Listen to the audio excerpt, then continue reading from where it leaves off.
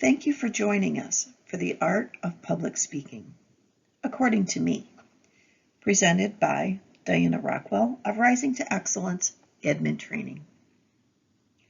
Our videos are designed to focus on the administrative professional and fit into your already busy schedule, but not break the bank. We offer a wide variety of videos focused on interpersonal skills, technical skills, and experienced and advice-based on my over 40-year career in the field. Watch for announcements on social media for additional content releases. Let's get started.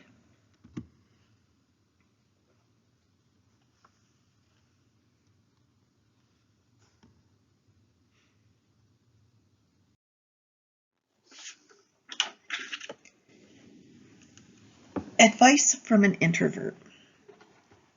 I just finished another run at the Myers-Briggs personality type test.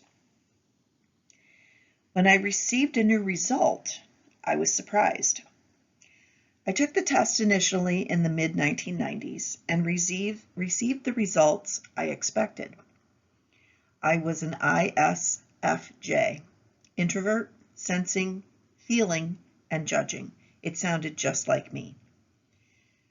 The types have changed since that time, and my new result is still ISFJ, but with a T. When that breaks down, it's introverted, observant, feeling, judging, and turbulent. That was a surprise.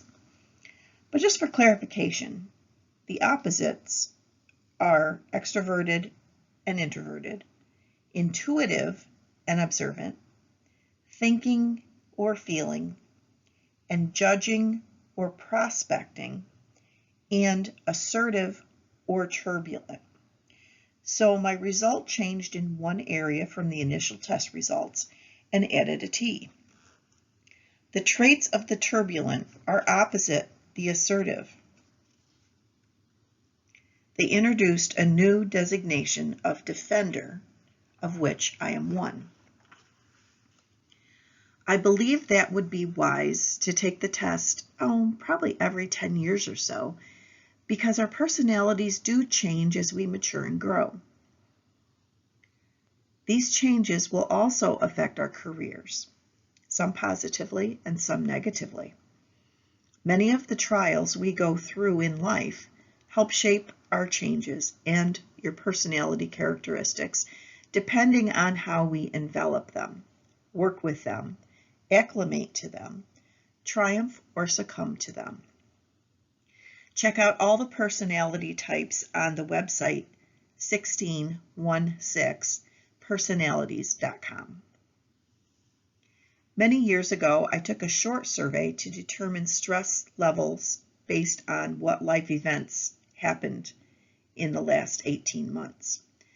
Those events included the death of a family member, separation or divorce, imprisonment, personal injury, marriage, loss of a job, retirement, moving, changing jobs, having a baby, your child leaving home, the start or end of a school year, vacation, Christmas, or even minor law violations. You can check out the full list on news24.com/medical/stress/about stress. The number one fear is of public speaking. This held true for many years, possibly decades, until the pandemic hit the United States.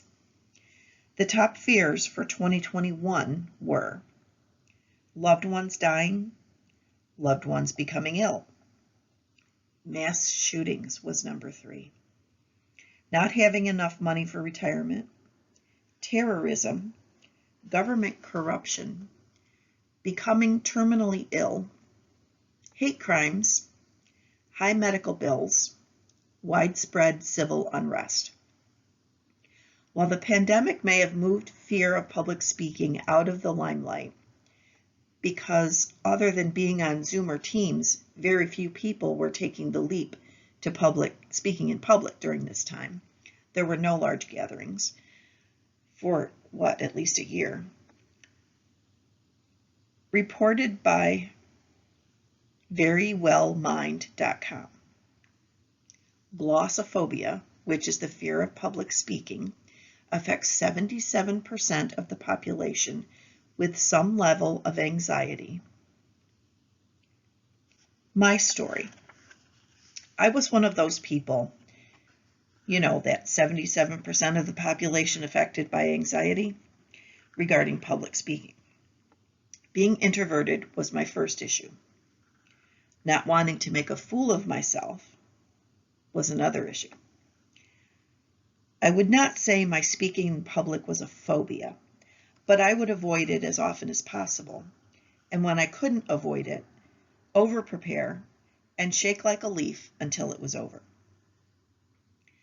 This extended to saying something even as small as during a staff meeting. I couldn't pray out loud at church, and many other situations. As I moved up the ranks in my professional association, IAAP, I became more adept at handling the stress of speaking in front of people. I would write out my committee reports, but still give it verbally, and then I'd hand it over to the secretary for the minutes.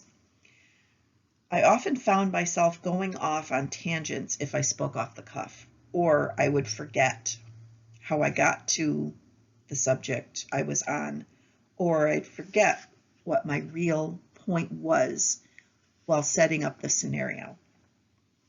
To this day, I need a script, but I hope that by doing more webinars, that will change. Once I was elected president of the local chapter, I was very afraid of messing up our business meetings, only to find out it was one of the easiest jobs under the title.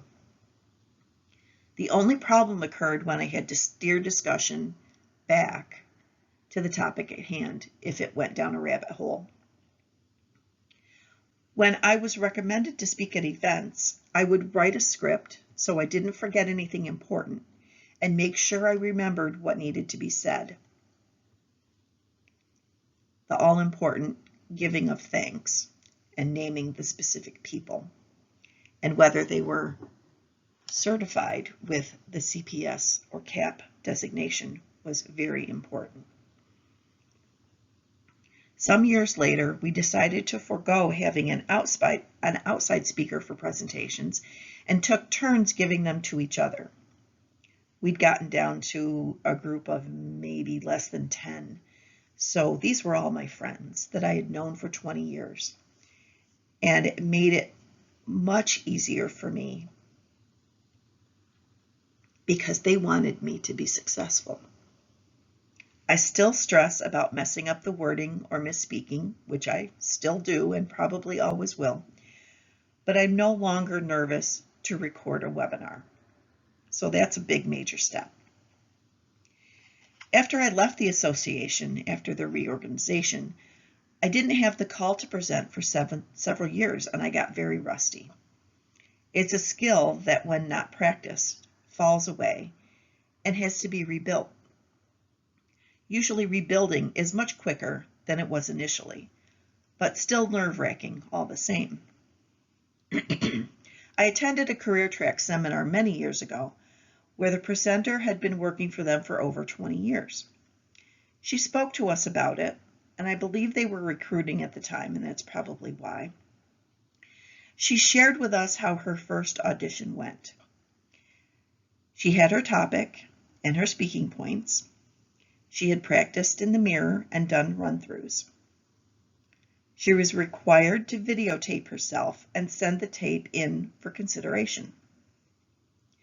When she was reviewing her first attempt, she realized that every time she made a point, she would click her tongue like this. She never realized she did it.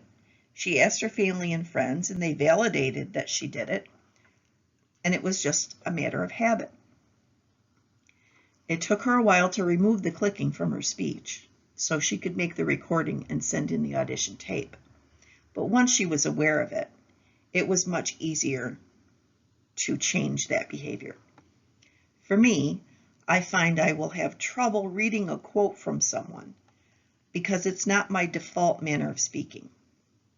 I fumble and stumble over the words, so practice is required before recording or giving a seminar in person. All of this anxiety was a result of life events, of being corrected for using a specific word or saying something my family or spouse thought inappropriate. I'm still fighting that anxiety because my first love and career choice was to teach. I've been told I have a conversational style of writing and speaking, which is great for presentations, but not in other contexts like procedure manuals or business writing. I guess at my age, and I'm near retirement, I've raised 4 children, been widowed and divorced, lost my father and grandparents, fired from a job, left other jobs, been through a flood, and almost struck by lightning twice. I almost drowned 3 times one summer as a teenager. I'm beginning to live my life for myself now, instead of everyone else. When I die, all the knowledge I gained throughout my life and my career will just die with me, unless I share it. So I've decided to share it with you on this platform, and I hope you find it interesting and informative.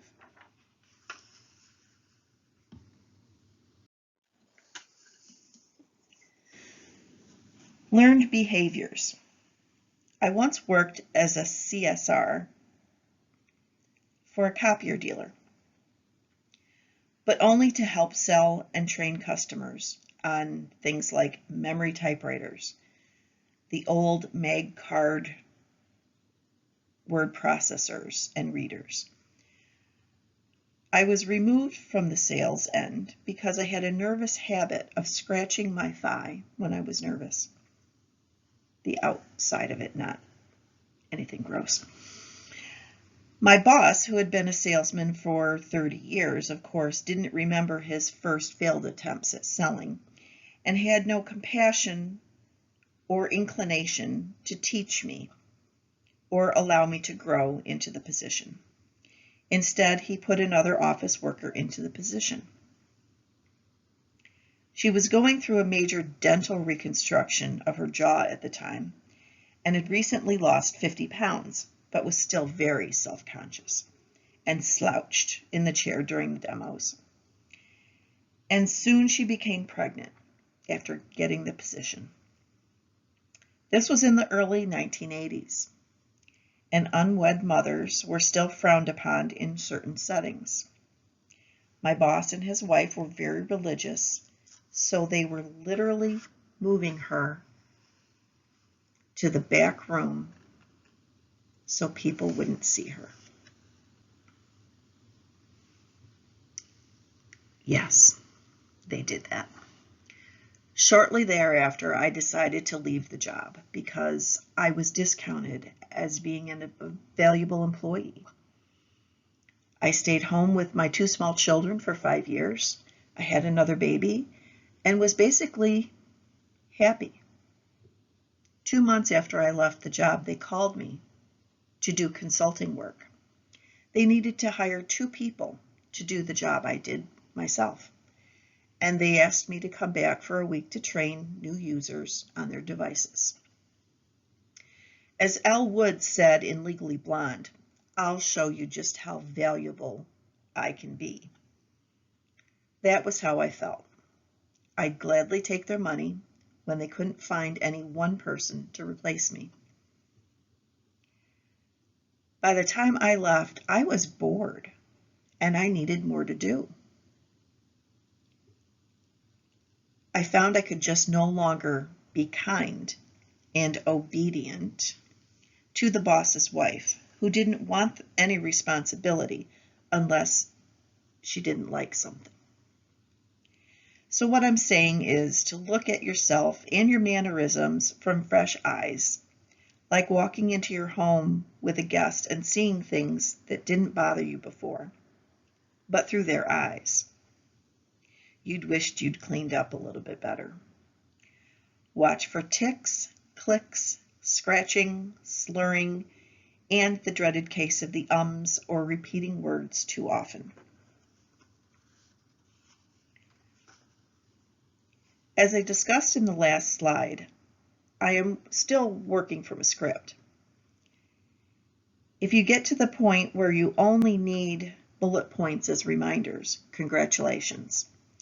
It's an ever-changing and growing skill that will evolve over time while you get better and better at presenting. So just to share, my workflow is to start with the PowerPoint and write the slides. This gives me an outline for the script. You can export your presentation into notes pages in a Word document that puts each slide on a separate page. From there, I write my script explaining each bullet point using references to websites where I found my research material or quotes from authors. If pertinent, I'll add a personal story or two just to prove the point. Don't ever copy someone else's word verbatim unless you quote them. It's considered plagiarism even if it's not in written form. Always credit your sources and paraphrase if the source isn't exactly how you wish to portray the point. PowerPoint has lots of new features, and it gives examples of new designs within the chosen theme to jazz up your slides. It also allows you to record within PowerPoint itself by creating an MP4 file on top of your slideshow. I plan to do a how-to video on this subject, so we won't go into that detail here. And just remember that practice makes better. Give your talk in front of the mirror or for family and friends. You may want their feedback of subject matter or how you discuss a certain topic. So once you write your script, read through it for edits, then read through it out loud. You may want to change some of the wording if what you've used can be difficult in combination or it just doesn't sound right. If you've been given a time frame to fill for content, time a run through and see if you've hit the desired length. You may be short, you may be long, you'll need to rewrite if necessary. If working with PowerPoint or YouTube, Zoom, or any other video platform, make a recording. Don't stop if you mess up. It likely can be edited or dubbed over. If you mess up the timing of the slides, you also can be changing it before you post it. Then listen to it. It will be hard at first. You won't sound like yourself that you hear in your head. Many actors cannot watch themselves on screen for this reason. If you are presenting in person, be sure to pause occasionally to look up at the audience. Eye contact is paramount for making them feel like they are a part of the discussion. Also, speak slower than normal. It may feel horrible, but measured slow speech is better for the audience to hear you. If the pitch of your voice is high, you may want to lower it. Some people have trouble hearing higher pitched sounds, such as the elderly, so a lower pitch is helpful. Also, you want to watch for your physical and emotional signals of anxiety or stress. You may or may not appear to have them during your presentation, but if giving it in person or while you're on screen changes the dynamics, they may be seen in visual cues. According to Psychology Today, while there are people who by nature tend to be more anxious, or people who don't think they're good at public speaking, there are certain situations that are likely to make most of us more anxious when presenting in a public forum. Lack of experience As with anything else, experience builds confidence. When you don't have a lot of stage hours under your belt, you're more likely to experience the fear of public speaking. Excuse me. Pardon me. Degree of evaluation. When there's a real or imagined evaluation component to the situation, the fear is stronger. If you are speaking in front of a group of people who have the evaluation forms ready to fill out, you may feel more anxious. And in my case, mess up more than usual. Status difference. If you're about to speak to a group of people of higher status, such as your bosses, people in the workplace in higher positions, or a group of accomplished professionals in your own line of work, you may feel a higher dose of fear tingling through your body. New ideas. If you are sharing ideas that have not yet been shared in public, you may worry more about how people will receive them. When your public appearance involves presenting something new, you may feel more uncomfortable stating your position, taking questions from the audience, or dealing with those audience members who try to poke holes in your theory. New audiences. You may already have experience speaking in public and presenting to familiar audiences. You may, for instance, be used to speaking in front of professionals in your area of expertise. Fear may arise, however, when the target audience shifts. If you are standing in front of an audience that is very different from the people you usually speak to, your confidence may be a little shaky. What to expect? Say you've been asked to speak to a classroom of students in elementary school on career day. Your audience must be taken into consideration so they don't get bored. Visual aids may be appropriate depending on your career, and jokes or a funny story may help ease the tension in the room. Don't be surprised if you are among 10 others asked to speak, and you will need to wait your turn and sit through everyone else's presentations. That's actually good for you because you get to watch and know ahead of time to speak what the audience responds to well and what they don't. If you've been asked to give a lecture to college-age students, the scenario will be completely different, so plan accordingly. But if you do, make sure you copyright your work. Oh, excuse me, wrong page. Fear may arise, however, when the target audience shifts.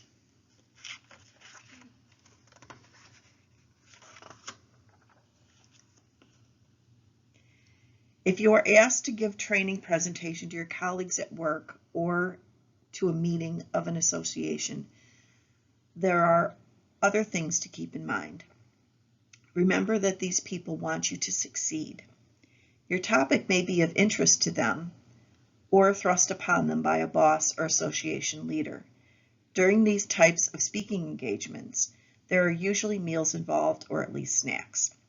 Be conscious of drinking too much punch or water before giving your presentation, and make sure to use the restroom.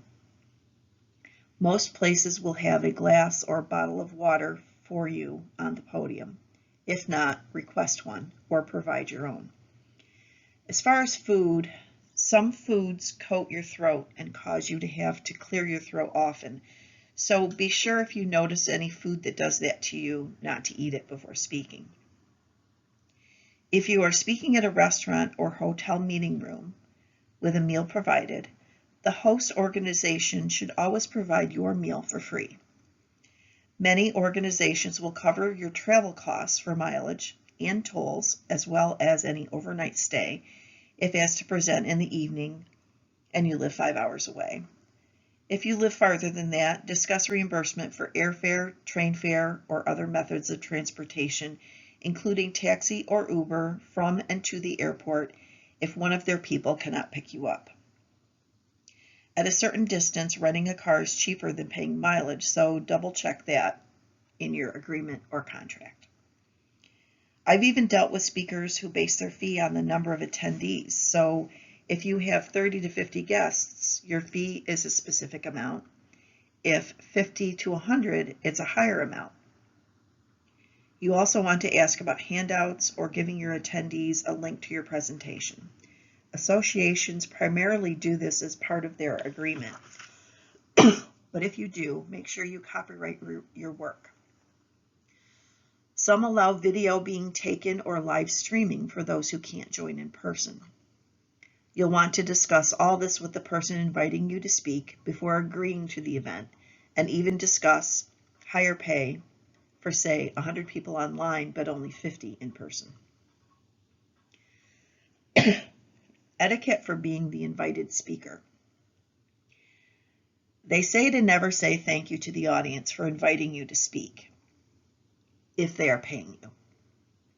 If they don't pay you, hopefully they are astute enough to give you a gift or a certificate of appreciation. You can say it in another way, like, I appreciate the opportunity to present to the XYZ Corporation or the ABC Association. Working with Jane Doe has been a wonderful experience, and I hope you enjoyed my time with you here tonight. You should be seated at the head table with the leaders of the organization. They should take you aside before the event starts and share with you the timing of the event if you haven't already been informed, especially if there's no agenda provided, and show you where you'll be sitting, where the restroom is, and introduce you to the other leaders of the organization. Any giveaways on the tables for guests should be given to you as well.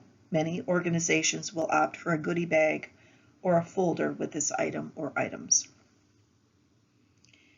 If you have items to sell or a book to sign after the presentation, they should be already shipped ahead and laid on the table at the back or side of the room. If you drive, you can bring them with you as long as there's sufficient time to set things up before the event. How much to share with your audience? Sharing personal stories is always a great way to engage your audience, especially if the story is funny and is germane to the topic. You don't want to go into detail about your children or childbirth experiences, your marriage or divorce, your terrible boss, unless it's related, or any other embarrassing tale. I use personal stories about my jobs and things that happened to me at work, but only if it's associated to the topic at hand. Don't bring up politics, religion, or other controversial topics unless that's what you're there to talk about. The reason for that is obvious in today's atmosphere of political strife and difficulty. I sat through a keynote address with one of my beloved colleagues, who is a biology professor and an underwater specialist.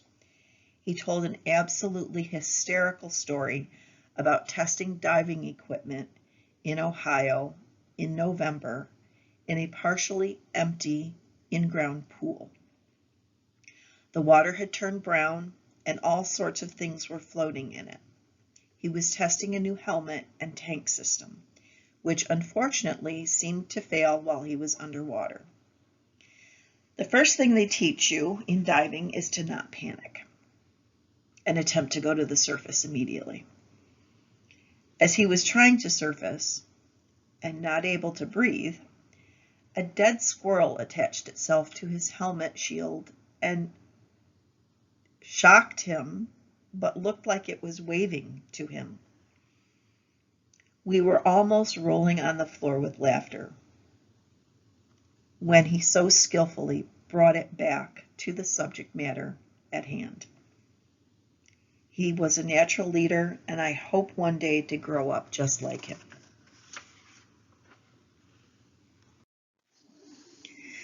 While public speaking may or may not be new to you, if you experience nerves and stress, it may show in your voice or muck up your presentation.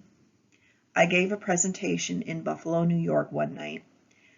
I couldn't find the venue, and the GPS took me downtown instead of where the meeting was. And by the time I got there, I had missed dinner, and they were all very nervous that I wasn't going to show up. and I was flustered. I had to hook up the video camera to record so we could post it on social media and share with those who couldn't attend. Now, this was new technology at the time, just to explain my frustration level. As soon as the camera was turned on, I lost it. I didn't freeze, but I stumbled through the entire presentation. I flailed my hands a lot, so I just had to refuse to share that with anyone. It was a humbling experience, and I'd given this presentation many times before, and it had always been well received. I felt so badly that I had not delivered a great presentation to them. Sometimes you need to break the ice by doing something unexpected. I heard a story about a middle school history teacher in my hometown who would dress up in Civil War uniforms and run into his classroom with a sword drawn in a battle cry. He certainly got those kids' attention, and he was a legend in town from all the crazy stunts he pulled throughout his teaching career. Have you ever seen those chalk artists who are creating or drawing a lake with trees and the moon shimmering across the land in front of an audience? I was at one of those in church years ago, and just when we thought he was done, he took 2 black markers and slashed lines from top to bottom, ruining his creation. There was an audible gasp in the congregation, only to learn that they were trees up close. He caught us off guard in a very planned move that was completely unexpected. Your voice may shake, and so will your knees, but they will stop. Really, they will. For in-person presentation, I've gotten to the point where I can start while my entire body is shaking. I hold on to my papers, and I run my left index finger, down the side of the paper as I read so I don't lose my place when I look up at the audience. My knees are literally knocking together, and I move my stance from one foot to the other to help alleviate it. After about a minute and a half or 2 minutes, the shaking smooths out and my voice becomes clearer and stronger. Each person will have their own method of calming or coping. But just know, if you project your voice loudly, the shaking will not be as obvious. And as Nike says, just do it. If you want to give presentations, no matter the topic, just do it. You may be shaky and quaky in the beginning, but you'll improve in time. Be proud that you took that huge leap and put yourself out there to share your knowledge with others. Thank you for joining us for the Art of Public Speaking, my take. We appreciated you spending your time with us today, and check back for future announcements of our newly released videos. Bye for now.